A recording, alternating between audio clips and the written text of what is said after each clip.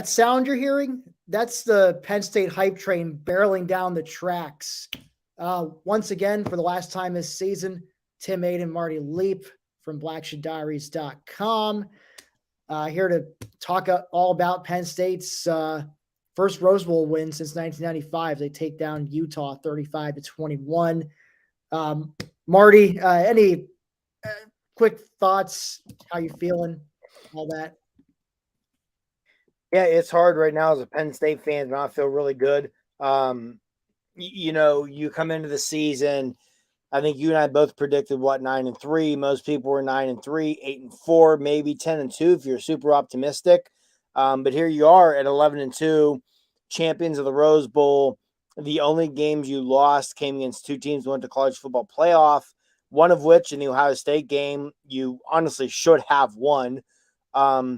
And outside of Purdue, who, as you and I were talking off air, if not for a late, really bad throw by Sean Clifford that resulted in a pick six, and you probably in turn then still win that game by double digits. That game aside, you won every game by double digits. Penn State didn't just go 11-2 this year. They won 11-2 in dominating fashion. Even today in the Rose Bowl against Utah, I know the final score was 35-21, but quite honestly, the game was not that close. Utah got a late touchdown against essentially a bunch of third strings and walk-ons on the field for Penn State on defense. And I know people talk about the Cam Rising injury. Personally, I don't want to hear it. First off, Cam Rising doesn't play defense. Penn State's offense is completely pantsed Utah's defense second half. And also with Cam Rising, when he left the game, when he got hurt, Penn State was winning, which last year Ohio State cannot say. And no one questions that Ohio State Rose Bowl victory. And they came back and beat Utah without Cam Rising. And while Cam Rising was in the game, Utah was just marching up and down the field on Ohio State. So, yeah, I don't want to hear that stuff. It's just a great victory for Penn State. This is probably a topic we can get into. But to me, this is one of the three best wins James Franklin has had as Penn State's head coach. Oh, easily. And now, you look ahead to 2023. And like you had said, that hype train's rolling, man, because you lose very little off this team. And yes, you lose your quarterback, but the backup quarterback's more talented than he is anyway. And that's no knock on Sean Clifford. Drew Lahr is just really good. This team is going to enter 2023 with playoff expectations and with playoff level hype. Precisely. I should know Cam Rising. Yeah, he was cutting, tearing up on the ground. I lost count how many times he managed to escape on third and long situations and pick up yards with his legs. Definitely, I understood in that moment how opposing fans felt for the last 4 years watching Sean Clifford evade pressure and pick up first downs when it seemed like they had him dead to rights. So I finally understood that. But looking at his stat line when he got hurt, obviously, he had 56 yards and 9 carries, but his passing stats were pretty pedestrian. He was 8-21, 95 yards. He did throw a touchdown, but he also had costly interception. I say costly because it ended up leading to Penn State's first points of the game. And so it's like I said, it's not as if it was any guarantee that Utah was going to win the game, especially the way Penn State's offense was playing. And we'll definitely get into that soon. But I think it definitely would have been a much closer game, no doubt. But I think it's still a game where Penn State probably puts it away late fourth quarter as opposed to, end of the third quarter.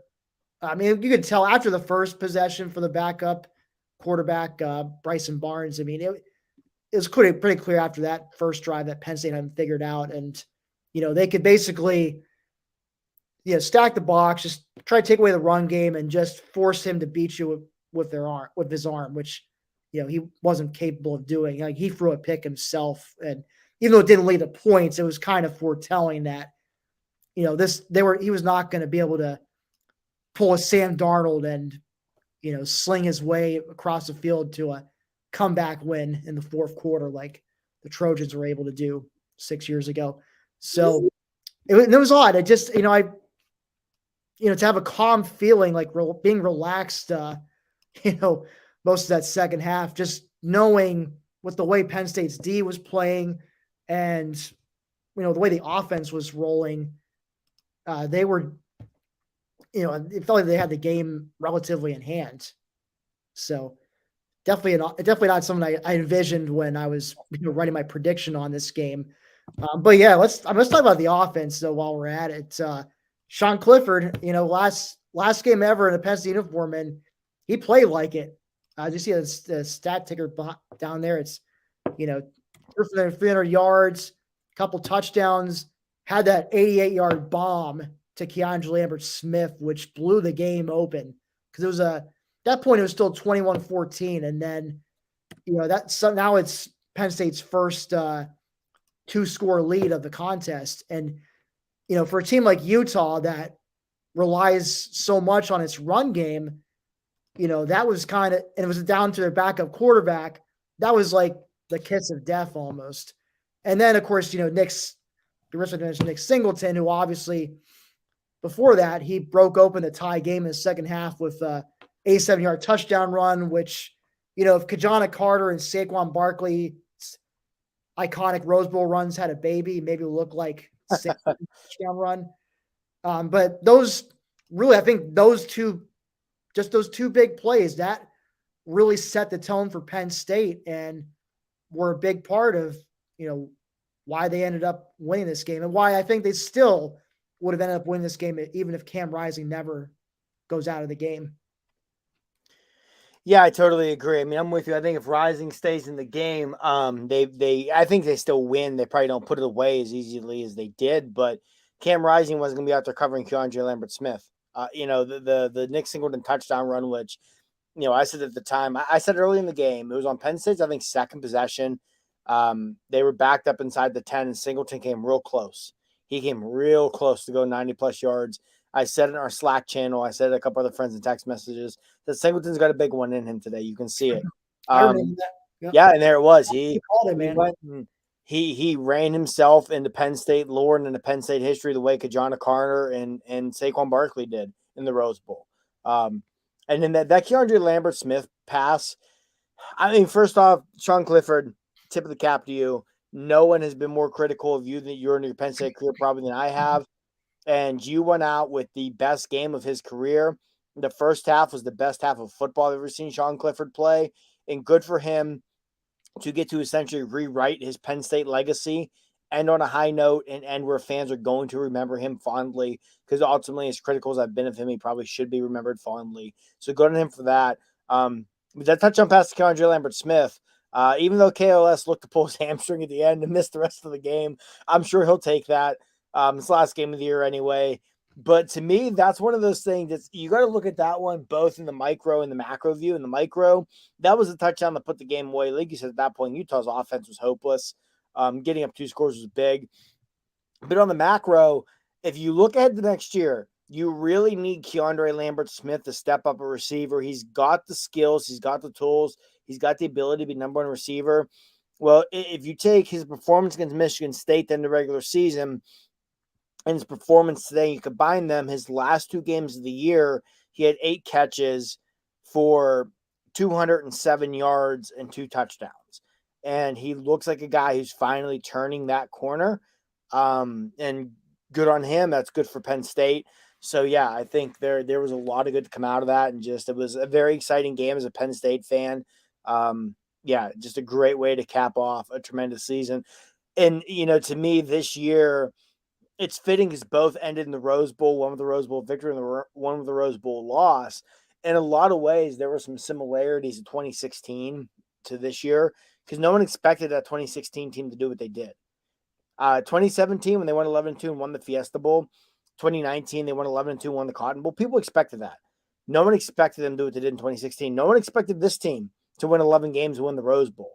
And, sometimes those seasons that you don't expect to end the way they did in a positive way, where you just blow past expectations, are so much more fun and so much more enjoyable than the seasons where you have high expectations.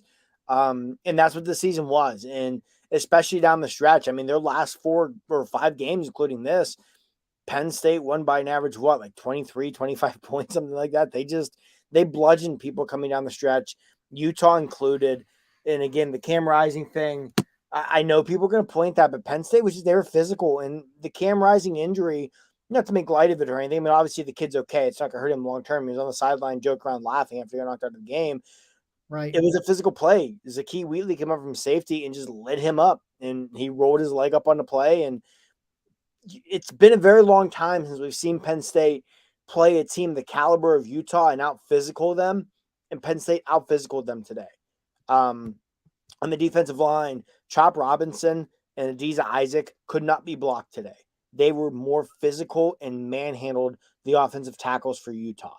So it was just good to see Penn State take that step as a program, take that step as a team, and just out physical a very good, very well coached Utah team. Because again, like we've said, no matter what would have happened with Cam Rising, I feel very confident Penn State would have won this game. Oh no, and speaking of Rising, I see this comment from Larry here. Losing Quaife, I was looking it up. It's Brant Quaife, tight end for Utah, and Kincaid refers to Dalton Kincaid, who's Utah's starting tight ends. I'm guessing those are their top two tight ends. But yeah, neither of them played. We know Dalton Kincaid was hurt and had to skip the game anyway. But yeah, you already lost key guy, and then also on defense, I know they're missing their best cornerback, Clark Phillips, the second, and so you miss a couple of key players. It's rough enough, but yeah, and you lose your quarterback, who's, I mean, geez, he's like the engine that makes your offense run, and yeah, it's definitely gonna be devastating. So, but I mean, you mentioned Utah not having guys coming into the game. I mean, Penn State, Joey Porter Jr. opted out, who is an All-American cornerback, maybe the best cornerback in college football, and Olufashinu, John, and Landon Tangwall, two starting on, maybe they're two best offensive linemen, honestly, didn't play in the game either. So it's not like Penn State was, fully healthy and ready to go either. So I think that's something that should be taken into consideration there as well. Oh, I'm sorry, Tim. It's Keithy. All right, it's Brant Keithy. For those of you who didn't know how to pronounce his name, thanks, Tim.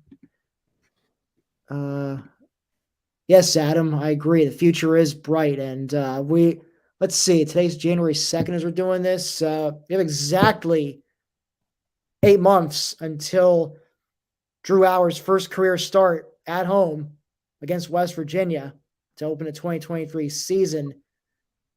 Marty, I know you of all people especially can't wait for that. Yeah, the hype train for Penn State, with Drew Aller being a big part of it, will be full steam ahead in 2023. I just, you look at this roster, you look at what they bring back, there are very few holes. Maybe wide receiver, but if Keandre Lambert-Smith steps up, you add a guy or two in the transfer portal as expected. That's taken care of. I think this 2023 team can be the most talented team James Franklin has had since he's been to Happy Valley, which is saying something. You look back at 2017, which a lot of people probably point out as the most talented team he's had. The big difference was in 2017, you look at that defense, there was no true game wrecker on it. You look at the next year, you're going to have Abdul Carter. You're going to have Chop Robinson. Denai Dennis Sutton might be in that boat. You're going to have multiple guys who are true game wreckers on that defense. And your quarterback play, no knock on Trace McSorley. As I've said before in the show, in my opinion, Trace McSorley is the best quarterback in Penn State history. Drew Aller can do things McSorley could never do. He can do things a lot of NFL quarterbacks could never do. So yeah, it's going to be a lot of fun this offseason. It's going to be a lot of hype, and just it's going to be a great way. I mean, the hype train was going to be barreling ahead for Penn State, even if they lost today.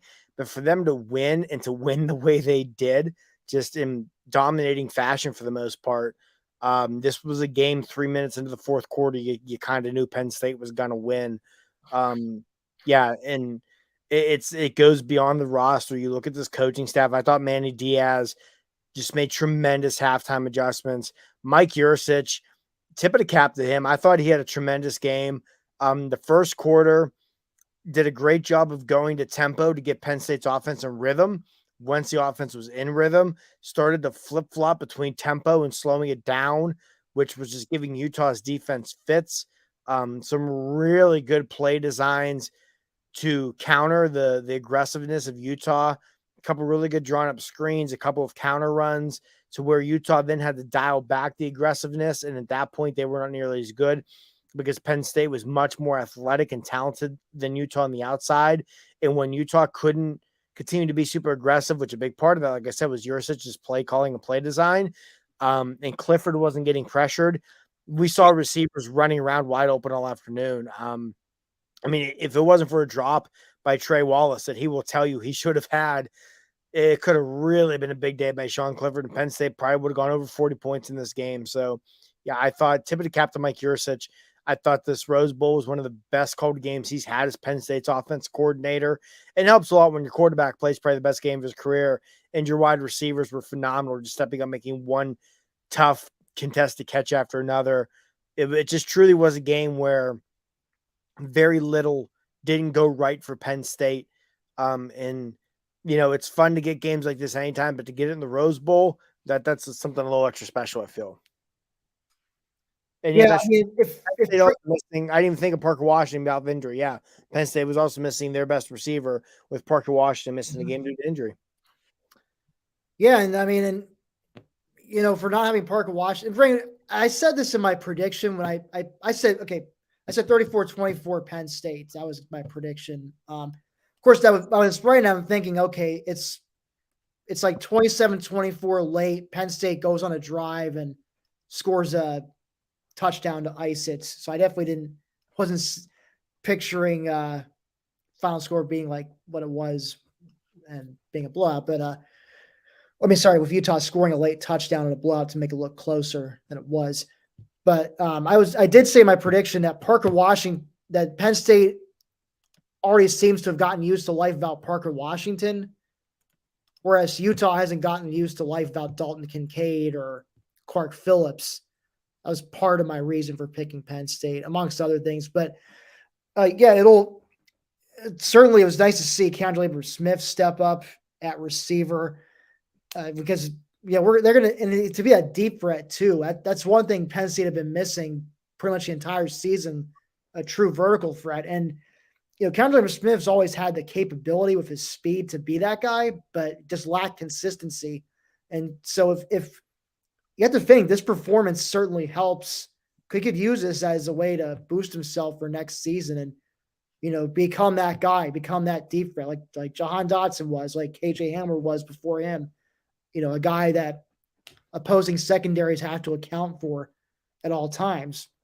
And it opens up the field for other guys to get open too. So, you got, Drew Aller leading you on. That certainly can't hurt either with his arm. So I'm hoping to see Lambert Smith just ball out his next year, which should be I'm assuming is his last year. I think he has an extra COVID year, but if he balls out next year, he's definitely not going to use the extra COVID year.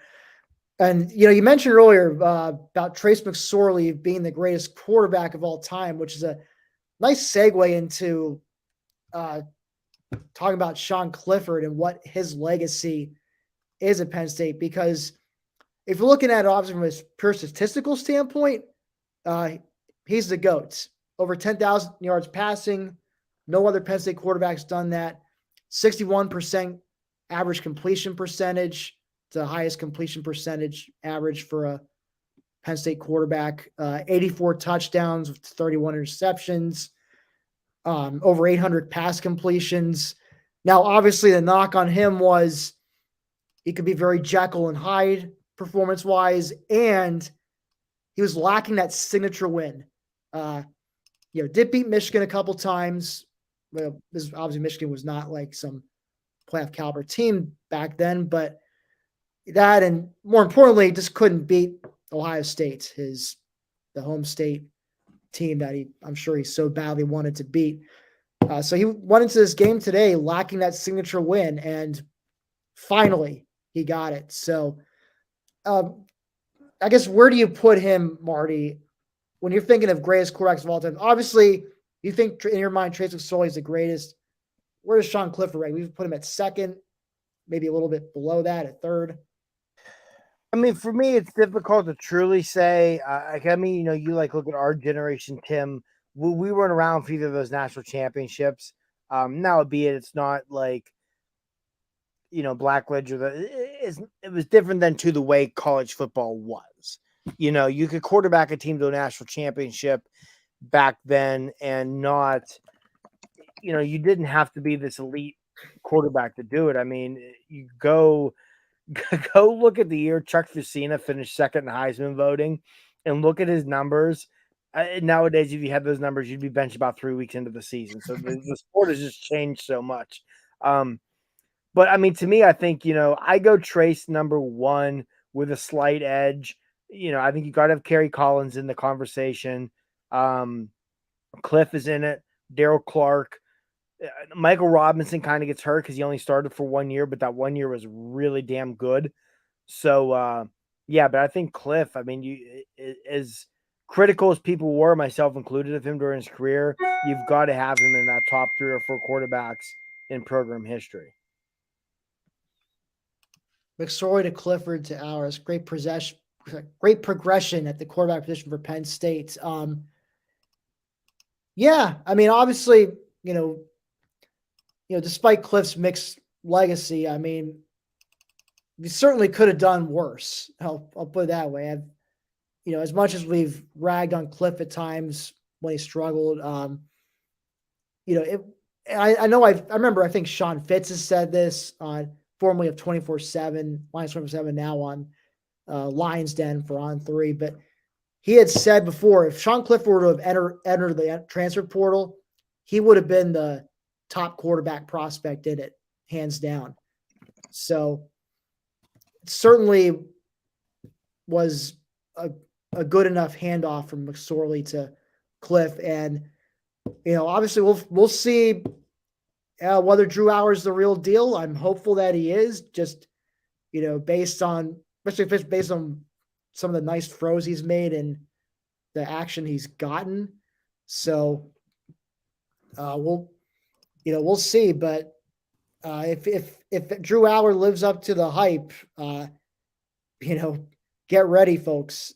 This Penn State offense is going to be a ton of fun to watch next couple years. And I don't know, obviously you were a little young to remember, but I can't help but start thinking about 1994 and just that NFL caliber offense they had, Kerry Collins at quarterback, and then John Carter running the ball with Mike Archie as a fine backup next to him. And then a bevy of receivers and Bobby Ingram, Freddie Scott, and Kyle Brady at tight end. So it's I see a lot of parallels. Maybe the only difference being, I guess, receiver is a question mark. Like I said, hopefully Kendrick steps up. And Trey Wallace, we've mentioned him briefly, but hats off to him. I know he had that drop at one point in the game in which if he catches that, maybe Penn State goes on to score and maybe put the game away a bit sooner, but that's nitpicking a little bit. But he did make up for it later on, had an important catch to move the chains on the drive where Penn State made it 35-14 and put to bed any notion of Utah coming back. So I think he's a guy I'm also watching for this offseason and next year. And of course, Penn State's definitely looking for a couple of guys in the portal. They've said that over and over again. Dante Cephas of Kent State is a guy to keep an eye on. I suppose there's some issues with his credits, maybe not transferring smoothly from Kent State over to Penn State, which is why he hasn't committed yet. So we'll see what happens with that. Hopefully things do work out and he does end up, because that would be a huge pickup out of the portal for them. But they've also cast a wider net for receivers as well. So, and Marty, I mean, I don't know how much you've been paying attention to the portal. You are Black Shadari's recruiting guru, so maybe fill in the blanks for our viewers a little bit if you want. Yeah, you look at the portal for receiver, one name to watch. In addition to Cephas, I feel confident saying that if it wasn't for some issues with credits for Cephas transferring, he'd already be committed to Penn State, and he's arguably the best receiver available in the portal. Devin Carter from NC State, name to watch, going to take an official visit next month. Would not be surprised at all to see Devin Carter wind up with Penn State. So that's another name to watch there. But I mean, you look at receiver, you wanna add to it via the portal. But you look what Keandre Lambert-Smith did down the stretch this year. There was a lot of buzz during bowl practice that Caden Saunders and Amari Evans were two of the young players making bigger waves than anybody else at any position. So I think, excuse me, I think there's enough young talent on the roster. You're going to be okay next year at receiver, but obviously if you can bring in a proven commodity or two, it will make you feel better about the position. So we'll see what happens there. I think they will bring in at least one, if not two, portal receivers.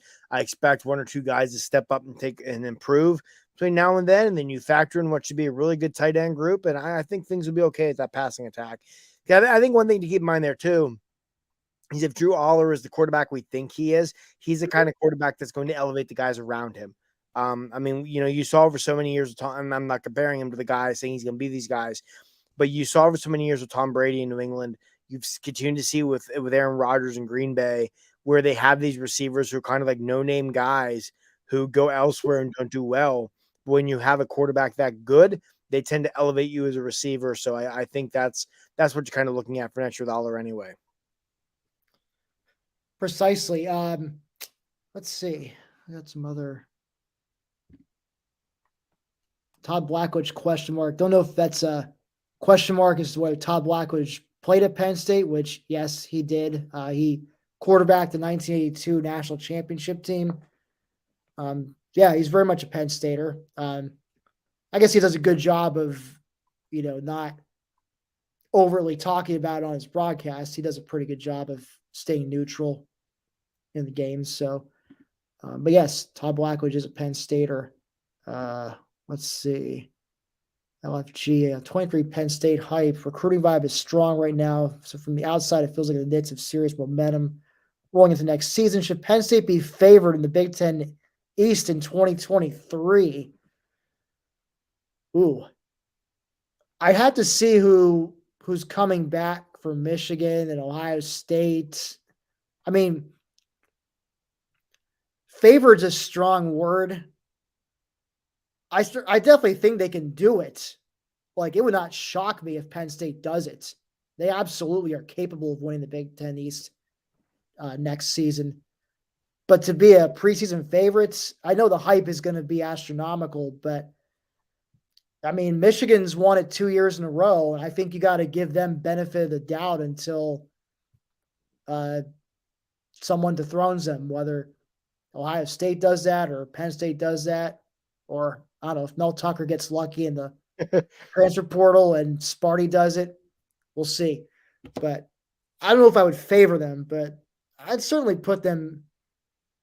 I mean, I guess you put them no lower than third, but we'll see. I'm curious. We'll find out with all these preseason magazines that come out, like Phil Steele and all them in the summertime.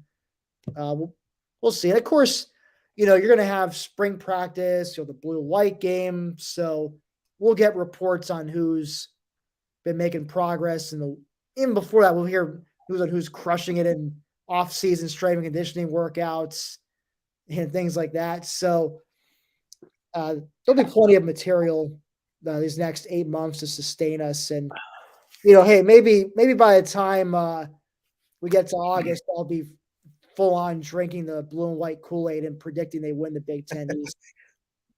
Marty, sounds like you might be in the same boat. Yeah, I'm with you. I mean, I think going into next year, I remember after the Michigan-Ohio State game, the guys in the Cover 3 podcast or CBS Sports do a tremendous job. So if you don't listen to them, check them out. We're talking about it. And Tom Fornelli, I remember saying, is going into next year, out of habit, we're all going to pick Ohio State to win the Big Ten East. However, Michigan's won it 2 years in a row.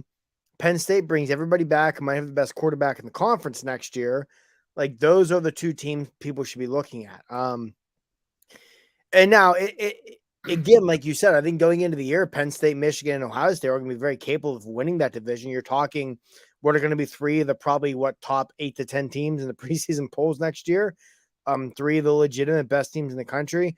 I mean, now there have been a lot of reports Harbaugh's flirting with the NFL again. Seems like if Jim Harbaugh's offered an NFL job, he's going to go back. Obviously, that could change a lot in the Big Ten East. I mean, geez, you want to talk about restarting the coaching carousel? Yeah. But yeah, assuming Jim Harbaugh is still at Michigan, you got to look at that as a really a 3-team race where all 3 teams are very capable of winning that division next year, very capable of winning that conference and making a run at the college football playoff. So it should be a lot of fun. I do think that if nothing else, you're looking at the Big Ten East as probably being the best division in college football next year because you're going to have 3 legitimate national championship contenders in Penn State, Ohio State, and Michigan in that division. For sure. Shoelace Sooner, thank you so much for the $5, but and yes, Happy New Year to you as well. And that reminds me, before we get into... Hey, real quick, because we were talking about it. Devin Carter, the wide receiver from North Carolina State in the transfer portal, just committed to Penn State 10 minutes ago. I just saw on Twitter. So there you go. There's one. Breaking news, folks. Yeah, here on the Penn State postgame live show. That's I remember reading that he had Penn State as a finalist. So I wasn't sure though how serious the contender Penn State was for him, but that's obviously great news. So that's one portal receiver in the bag. I said, hopefully things work out with Cephas. Then you got your 2 portal guys, and then you work on getting Condor Smith, Trey Wallace, maybe get Omari Evans. What are the names of I'm already forgetting other names in the receiving core. Aydin Saunders, Liam Aydin Saunders, yeah, that's the thing. We're sitting here reeling off all these names of guys who were legitimate. Anthony Ivy supposedly doing well in practices those scout teams. So yeah, like all these guys were 4-star recruits. Like when you have, obviously stars aren't everything, but when you have 8 or 9 guys or whatever it is that were 4-star recruits, at least 2 or 3 of them are going to pan out with their just raw God-given ability. So yeah, no, that's definitely a big pickup though with Devin Carter for Penn State in the transfer portal. So continues to be a great day for Penn State athletics. Well, no doubt, especially with winning Rose Bowl and then basketball beating Iowa yesterday. Obviously all of you have little faith in our Slack channel, all concerned Penn State is going to lose to Iowa. I told you guys, don't have to doubt it. Which is kind of ironic because you're the one who's usually panicking when it comes to the football team, and then with Penn State basketball of all things, you're like Mr. Calm and telling us, "Oh, I knew we were going to win all along, fellas." And while I'm freaking out in the Slack channel, I think it's the difference in expectations between the two is the big thing. I mean, yeah, I also expectation. I'm lifelong fan here, so I know not to expect much, but yeah, Penn State's the way they started out 4 times in our live. But yes, they are. I guess speaking of which, it's a quick plug for blackshadiaries.com. Football season is over. Although Marty, you'll have your Twitter reactions post up probably tonight or tomorrow. Just went live actually, so I'll throw the shameless plug in there. I have to work on. I'm starting the position grades yet, but those will go up tomorrow at some point. And then, after that, it's on to the winter sports. Basketball just mentioned. They, as of the latest Joe Lunardi projection, bracketology and ESPN had Penn State in the field at 68. I know Jerry Palm, CBS Sports bracketology, also has Penn State in the field. Currently sit at 11-3, 2-1 in the Big Ten, 5th place right now. So obviously they're going to they're in the toughest portion of their Big Ten schedule right now, as they got to go on the road at Michigan, and then they host Purdue in a neutral site in Philly on Sunday at the Palestra, famous like the Mecca of Philly hoops. And of course, those of you who follow college hoops, don't follow college hoops, Purdue's the #1 team in the country, currently undefeated. So Penn State has an opportunity to pull off a huge upset win with a de facto home crowd in Philly on Sunday. I will be there, so I hope they do so. But even if not, I will. It's definitely Micah Shrewsbury has done a tremendous job coaching that team up and building a talented roster in the short amount of time he's been there. It's only his second year, but yeah, I just hope they're able to hang on to him. if Yeah. he's successful enough, some big time programs are going to come calling for him. So, but yeah, also cover wrestling, hockey. So we're not just football. We cover Penn State sports year round. So blackshires.com, check that out. Also, if you're watching, especially on the Penn State Voice of College Football channel, make sure to like and subscribe if you haven't already. We're currently at 560 subscribers. We're trying to, get those numbers up. So if you can help us out in that regards, we'd really appreciate that. And so,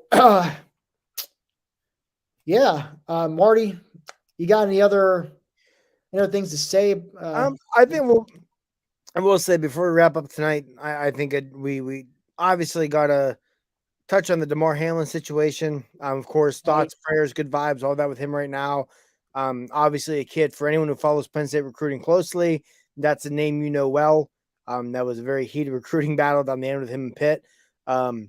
Hopefully he will be okay. At this point, his football career is second to everything else in the world. Hopefully, the guy's like 24 years old. So hopefully he still is able to go on and have a family and live a life one day. That's what matters right now. Also, I think and this is coming from very much what people would describe me as being a football with a capital F guy. It is absolutely disgusting. The NFL has not just canceled this game at this point. They're still holding it. They're still calling it a temporary suspension. Like, I understand this game means stuff for seeding, but man, that's not important right now. I don't know how you can play this. Yeah, play this game. I mean, just unless you get word out, give them both a tie, whatever you got to do, just figure it out later. Like, a man damn near died on that field tonight. Man, unfortunately, may prove that a man did die on that field tonight. Just I truly hope that. Yeah, hopefully that's not the case. Latest reports I saw that he was taken to the ICU, was intubated because he was not able to breathe on his own. So, hopefully everything will be okay. But man, football doesn't matter right now. You can't sit here as the NFL and as someone who, I played the sport my entire life until I got through high school. So I understand it's not the same, but you talk about the brotherhood. You talk about the camaraderie of playing this sport or any sport together. People who've been through it and understand it. You can't sit there and talk about that brotherhood and talk about that camaraderie and then go out and play a game after something like this. So hopefully the NFL will wise up and do the right thing and just cancel this damn thing. But yeah, all the thoughts, prayers, good vibes, whatever it is, all of them in the world with DeMar Hamlin right now. Hopefully he will be okay. And even if he can ever play football again, that's not what matters. All that matters right now is getting him through the night and, making sure he's able to still go on and live a very successful life. Oh, precisely. Obviously my thoughts are with DeMar and his family, the Bills organization as a whole. I noticed some clips of Josh Allen, the teammates just, crying on the sidelines. So, I don't know how in the world they're going to I see. I guess they finally postponed the game. Yeah, they have to. I don't know if they're going to come back and play tomorrow, play Wednesday, what they're going to do. That's all secondary at this point. You had to pull the plug. Figure it out. It doesn't matter right now. Hopefully DeMar's okay. So that's. But yeah, hey, you know what? I don't want to end the game end the game. On a we don't want to end this on a somber note. I will say on a positive note, shout out to the Tulane Green Wave. What a great freaking football game today.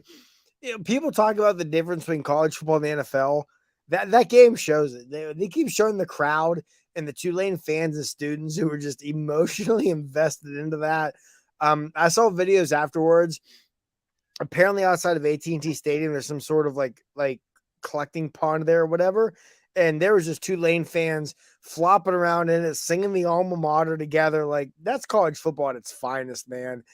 Good on them. What a big win. Arguably might be the biggest win in program history. and also someone who's long said Lincoln Riley is a great quarterback coach, a great offensive mind, but a terrible game day coach.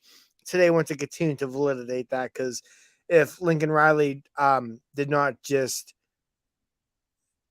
completely choke away that game in the fourth quarter, USC probably wins by double digits. But yeah, I mean, shout out to Tulane. Great game. One of the best games I've ever watched. One of the best games in program history for Tulane. Awesome stuff. well, I'm guessing USC's defensive coordinator is probably getting a pink slip tomorrow morning. I would hope so. If I was a USC fan, he did, and I'd pull my hair out. So Yeah, that's kind of been their Achilles heel all season long. So it came back to bite them again. But yeah, it was. I caught the. That's really the only other bowl game I watched, because I mean, I didn't care about the Illinois Mississippi State game much. And LSU was just curb stomping Purdue, as I figured they would, because Purdue was just, they're missing Aiden O'Connell and just stripped down to their bare parts of opt outs and coaches leaving to join Jeff Brom's staff.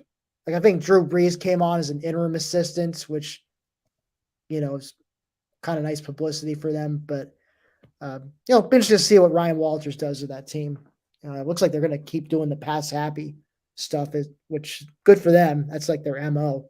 They brought in Graham Harrell to be offensive coordinator, and he comes from the Mike Leach Texas Tech system. So see how that goes. Anyway, thanks for all you who tuned in to us. Was this your first time tonight, or if you're following us year round, probably all season long. So we really appreciate you guys tuning in and leaving comments, questions, good natured ribbing, what have you. Definitely the reason we keep doing this show after every game. And as for when we'll be back again, we'll probably be doing a show during the traditional signing period in February, since we didn't have a chance to really. We were supposed to go on Mark Rogers' live show for the December signing period, but unfortunately, some scheduling conflicts. So Marty and I will do a show in February just to recap the 2023 recruiting class. And I'm sure, as Marty said earlier, we'll probably have even more news out of the transfer portal by then, so we can talk about the portal guys as well, more in depth. And then, of course, spring ball, which is probably going to start sometime in mid-late March and will be culminated by the blue-white game on April 15th. We will definitely do a little blue-white preview at some point. And if there's any big news breaking, like something that warrants doing a separate show for, we'll also do something for that. But at the very least, we'll be back next month to recap the recruiting class, and and then after that, we'll be back again sometime March or April, preview spring ball. So once again, for Tim, Marty, hearing the voice of college football, MarkRogersTV, thank you once again for tuning in, and we'll catch you later.